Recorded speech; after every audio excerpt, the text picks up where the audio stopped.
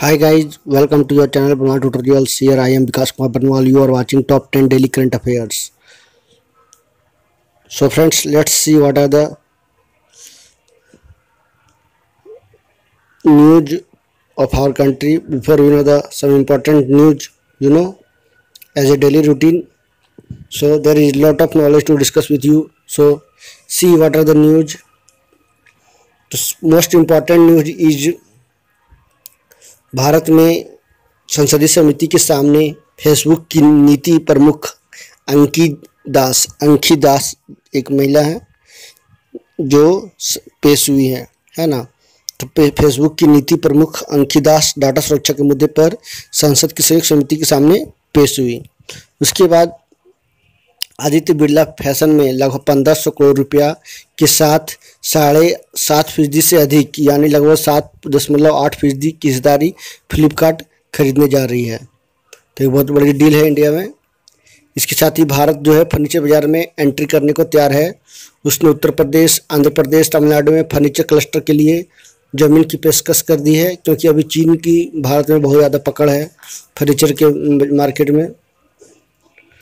उसके साथ ही जीएसटी में 50 करोड़ का आईटीसी फर्जीवाड़ा पकड़ाया गया है। वस्तु एवं सेवा कर जीएसटी के अधिकारियों ने 115 जाली कंपनियों के जरिए करीब 50 करोड़ रुपए का इनपुट टैक्स क्रेडिट का फर्जीवाड़ा करने वाले गिरोह का भंडाफोड़ किया है। तो ये सब काफ़ी इम्पोर्टेंट न्यूज़ है एग्जाम के लिहाज से। उसके बाद मैं बता दूं कि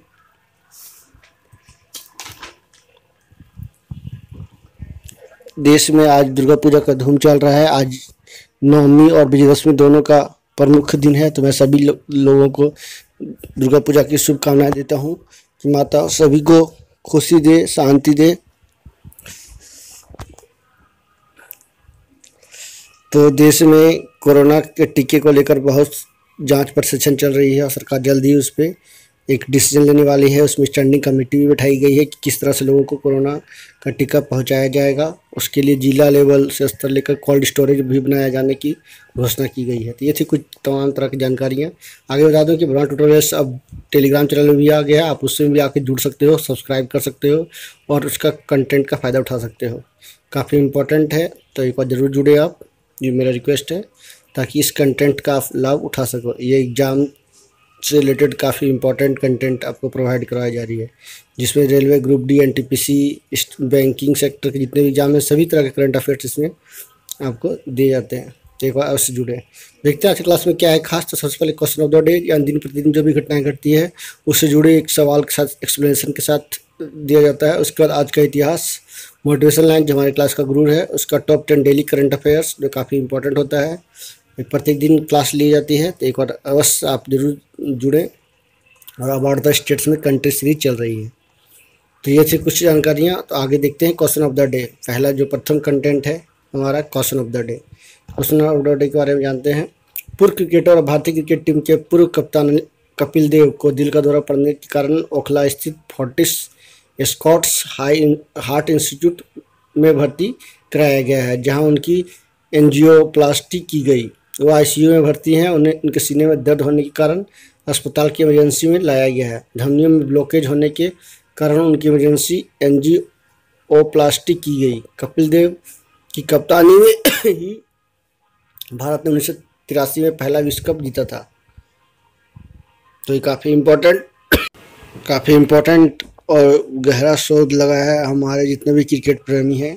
और हम लोगों का आशा है कि वो जल्दी ठीक हो जाएंगे। हम सभी दुर्गा माँ दुर्गे से विनती करते हैं कि वो जल्द से जल्द ठीक हो जाए और एक बार फिर से वो अपने हुनर से मोटिवेट करे युवा खिलाड़ियों को, खास करके इंडिया में और छोटे छोटे जो राज्य हैं जहाँ क्रिकेट का विकास नहीं हुआ वहाँ पर विकास करने का काम करें। तो हम सभी आशा करते हैं जल्दी वो ठीक हो जाएंगे। आगे देखते हैं आज का इतिहास। आज ही के दिन वर्ष 1951 में भारत में पहले आम चुनाव की शुरुआत हुई थी। तो आज ही के दिन यानी अक्टूबर से लेकर लगभग जनवरी या फरवरी के आसपास हुआ था। मेरे अंदर से 1951-52 दोनों में हुआ था। ये आज़ादी के बाद पहला चुनाव है। नेक्स्ट देखते हैं। आज ही के दिन वर्ष 1945 में द्वितीय विश्व युद्ध के अंत में चीन ने ताइवान पर कब्जा कर लिया था, लेकिन अभी वो ताइवान फ्री हो चुका है। किंतु अभी भी दादागिरी चीन की चल रही है ताइवान के खिलाफ। नेक्स्ट देखते हैं, आज ही के दिन वर्ष 2005 में हिंदी के मशहूर लेखक निर्मल वर्मा का निधन हो गया था। वो काफ़ी मशहूर थे, हिंदी के लेखक थे। नेक्स्ट देखते हैं, आज ही के दिन वर्ष 2000 में अंतरिक्ष यान डिस्कवरी ने 13 दिन के अभियान के बाद सकुशल धरती पर वापस लौटा था।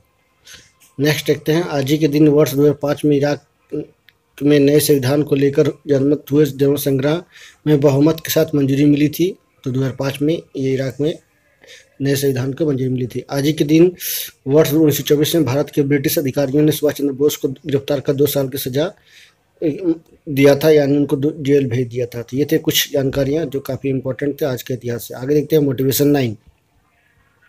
बीता हुआ कल कभी बदला नहीं जा सकता, लेकिन आने वाला कल हमेशा आपके हाथ में होता है। यानी आपने जो समय बिता दिया, आपने जो कीमती समय बिता दिया, या आपने जो अपना पढ़ाई की, काफ़ी कुछ अचीवमेंट किया है, नहीं किया, बट अब आने वाला समय आपके लिए है। आप अपना उसको ध्यान में रखते हुए अपना एक गोल, एक एम्बिनेशन के साथ काम करो, एक टाइम टेबल के साथ काम करो, ताकि आप अपनी सफलता को नई ऊंचाइयों, नए पायदान की ओर ले आ सको। तो बहुत ही सुपर लाइन है, बीता हुआ कल कभी बदला नहीं जा सकता, लेकिन आने वाला कल हमेशा आपके हाथ में होता है। वेरी इंपॉर्टेंट थॉट था। आगे देखते हैं करंट अफेयर्स। करंट अफेयर्स में क्या है खास, तो be ready for the current affairs with pencils and copy, because you have to write down. So be ready, और फटाफट शेयर भी कर दे, और सब्सक्राइब नहीं किया देखो सब्सक्राइब भी कर ले। चलिए देखते हैं पहला करंट अफेयर। भारत को अंतर्राष्ट्रीय श्रम संगठन का संचालन का परिषद का अध्यक्ष चुना गया है। तो पहली बार ऐसा हुआ है क्या ILO के द्वारा संचालन परिषद का अध्यक्ष भारत को चुना गया है। नेक्स्ट देखते हैं, भारत ग्लोबल वेल्थ रिपोर्ट 2020 में 4थे स्थान पर रहा है। तो क्रेडिट सूसे नाम की एक संस्था है जिसने ग्लोबल वेल्थ रिपोर्ट 2020 जारी किया, जिसमें भारत को 4थे स्थान पर रखा गया है। नेक्स्ट देखते हैं, भारत में देश का पहला सैंड ड्यून्स पार्क गोवा में विश्व बैंक की सहायता से स्थापित किया जाएगा। तो देख सकते हैं एक पार्क होने वाला है, सैंड ड्यून पार्क, यानी ये पहला पार्क होगा इंडिया में और खासकर के गोवा में, जिसमें विश्व बैंक की सहायता से, वर्ल्ड बैंक की सहायता से इसको बनाया जाएगा। तो इस तरह का पहल हर कोस्टल एरिया या हर राज्य माना जाए जहाँ ना कोस्टल एरिया ज़्यादा है, जैसे गुजरात में, महाराष्ट्र में, केरल में, सब में होनी चाहिए। आगे चल के देखते हैं सरकार क्या इसमें कुछ लेती है कि। नेक्स्ट देखते हैं, बेलारूस की विपक्षी पार्टी को यूरोपीय संघ मानवाधिकार पुरस्कार प्रदान किया गया है। तो ये महिला हैं जो विपक्षी पार्टी की हैं, और उनको यूरोपीय संघ मानवाधिकार यानी European Union human rights prize प्रदान किया गया। तो ये इम्पोर्टेंट क्वेश्चन है कि किसको European Union human rights prize दिया गया है, तो बेलारूस की विपक्षी पार्टी को। नेक्स्ट देखते हैं, भारत सरकार ने अफ्रीकी देश नाइजीरिया के साथ अंतरिक्ष सहयोग समझौते पर हस्ताक्षर किया है। तो इसरो जो है लगातार नई ऊंचाइयों की छू रहा है, और 2 दिन 3 दिन में नया नया सफल प्रशिक्षण कर रहा है, चाहे वो रॉकेट का हो, मिसाइल का हो, हर तरह का सब प्रशिक्षण कर रहा है, क्योंकि चीन का जो इतना दबाव है, प्रेशर है, इसी को देखते हुए किया जा रहा है। और ऐसे ही करना भी चाहिए, प्रेशर नहीं भी रहे तो भी इसरो को करनी चाहिए। तो इसरो ने एक नया समझौता किया है नाइजीरिया के अंतरिक्ष सहयोग समझौते पर। नेक्स्ट देखते हैं, हाल ही में जारी सोगा रिपोर्ट ने भारत में वायु प्रदूषण खतरे को विश्व में सबसे ज़्यादा बताया है। हाल ही में एक स्टैंडिंग कमेटी बैठाई गई है, जिसमें पंजाब में या और अदर में जो भी जलाए जाते हैं बिचाली, उसको देख रेख करने के लिए सुप्रीम कोर्ट के द्वारा बनाया गया, ताकि प्रदूषण को कम किया जा सके। सरकार भी अपने स्तर पर देख रही है, क्योंकि हर साल देखा जाता है कि दिल्ली वगैरह में काफ़ी प्रदूषण बढ़ जाता है, दिल्ली क्यों और भी अदर स्टेट्स भी हैं। आगे देखते हैं, महाराष्ट्र सरकार ने राज्य में CBI जांच के लिए राज्य सरकार की अनुमति जरूरी कर दिया है। तो एक बहुत ही इम्पोर्टेंट न्यूज़ बना है, क्योंकि हाल ही में सुशांत सिंह राजपूत या और भी जो भी केस चल रहे हैं, उसमें CBI की दखलअंदाजी में राज्य में होने पर में बहुत ज़्यादा कड़ा विरोध झेलना पड़ा था CBI को। तो एक इम्पोर्टेंट न्यूज़ बनकर आया है। तो ये भारत का पहला राज्य, ये एक तरह से बोले जाए तो कहा बन चुका है सीबीआई को बिना जांच के, बिना मंजूरी के सीबीआई यहाँ महाराष्ट्र में आके जांच नहीं कर सकती है। नेक्स्ट देखते हैं, चुनाव आयोग ने हरीश कुमार की अध्यक्षता में चुनावों की व्यय सीमा, तो व्यय सीमा की जांच करने के लिए समिति का गठन किया है। हरीश कुमार की अध्यक्षता में, एक इम्पॉर्टेंट है कि बार बार पूछा जाता है कि कौन सा कमेटी किसके लिए बनाई गई है, कौन इसके अध्यक्ष हैं, तो इस तरह से सवाल इम्पॉर्टेंट है, आप एक उसको जरूर नोट्स बना लें। नेक्स्ट देखते हैं आखिरी दो न्यूज। केंद्र सरकार ने पंचायती राज कानून को जम्मू कश्मीर में लागू करने की मंजूरी दे दी है।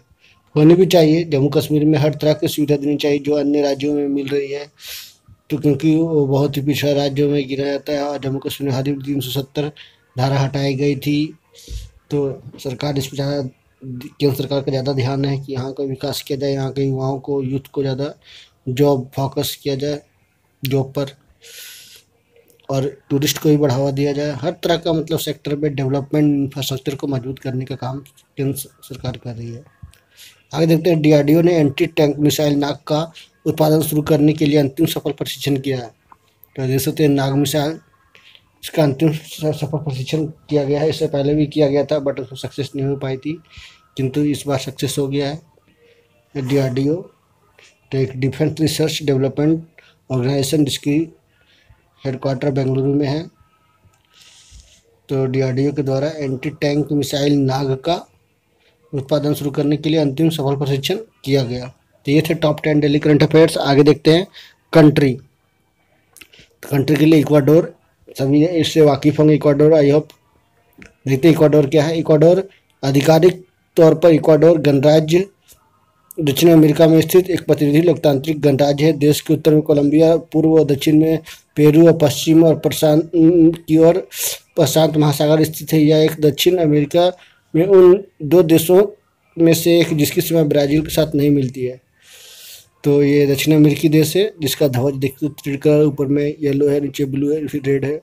कुल चिन्ह राष्ट्रीय वाक्य जो है, भगवान, मातृभूमि, स्वतंत्रता, राष्ट्रगान, हमारी मातृभूमि तुझे सलाम। यह दो भागों में, इक्वाडोर को दो भागों में विभाजित करती है। इसकी राजधानी क्विटो और सबसे बड़ा शहर गुआयाकिल है ना। देश के हिस्से में मुख्य भूमि के पश्चिम में प्रशांत महासागर में स्थित गालापागोस द्वीप भी आते हैं। भूमध्य रेखा जिसके आधार पर देश का नाम रखा गया है, तो भूमध्य रेखा के आधार पर एक द्वीप के नाम पर इक्वाडोर को रखा गया है। इक्वाडोर एक दक्षिण अमेरिका देश, नॉर्थ अमेरिकन कंट्री है।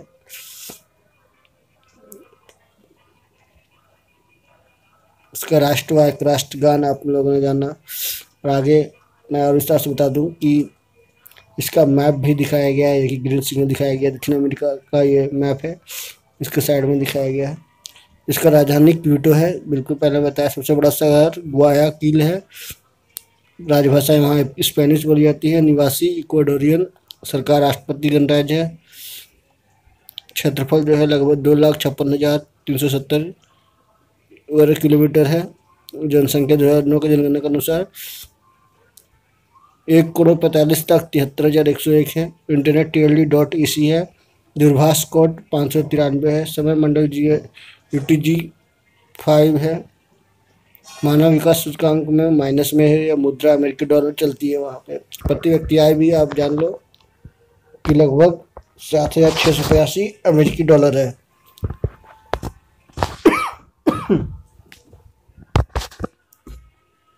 तो ये था इक्वाडोर के बारे में। इक्वाडोर काफ़ी अच्छा देश है एक तरह बोला जाए तो दक्षिण अमेरिका में। लगातार वो बुलंदियों की ओर छू रहा है। वहाँ इंफ्रास्ट्रक्चर काफ़ी मजबूत है। ये था इक्वाडोर के बारे में। आगे देखते हैं कुछ और जानकारियाँ। तो company law committee was constituted by the ministry of corporate affairs in सितंबर 2019। इसको सेटअप किया गया था। कमिटी में has a total of 11 members, यानी 11 सदस्य थे। Make recommendation on issue pertaining to implementation of the companies act and limited liabilities partnership act, यानी ये दो एक्ट को इसको रिकमेंडेशन करने वाली है, मतलब रिकमेंड करके इसको बनाने वाली है ना। इस कंपनी एक्ट 2013 में जो बना था, based on their gravity and to take their commitment measure to provide further ease of living और कॉर्पोरेट्स इन द कंट्री। आगे देखते हैं institute of chartered accountant of India. The institute of chartered accountant of India ICAI is a statutory body established under the Chartered Accountant Act 1949 to regulate the profession of the chartered accountants, यानी regulate करती है chartered accountant profession को। इसका गठन जो है chartered accountant act 1949 में किया गया और ये जुलाई 1949 में इसका स्टैब्लिश भी हुआ है। Only A member of ICAI can be appointed statutory auditor of A company under the companies act 2013। It recommends the accounting standards to be followed by the companies in India of National Financial Reporting Authority, यानी 32 लगभग अभी तक से इसने accounting standards जारी कर दिया India का, ASI जिसको बोलते हैं। इसमें से अकाउंटिंग स्टैंडर्ड 6 में डिप्रिसिएशन है, कैश फ्लो स्टेटमेंट 3 में है, अकाउंटिंग स्टैंडर्ड 3 में है। ये थे कुछ जानकारियाँ जो मैं आपको देने की कोशिश की। आई होप आपको समझ में आया होगा। तो आज के लिए इतना ही, कल क्लास में फिर मिलेंगे, तब तक के लिए अलविदा। धन्यवाद एवरीवन, थैंक यू एवरीवन। और मोस्ट इम्पॉर्टेंट एक बार आप जरूर सब्सक्राइब कर ले यदि नए हो तो थैंक यू वेरी मच।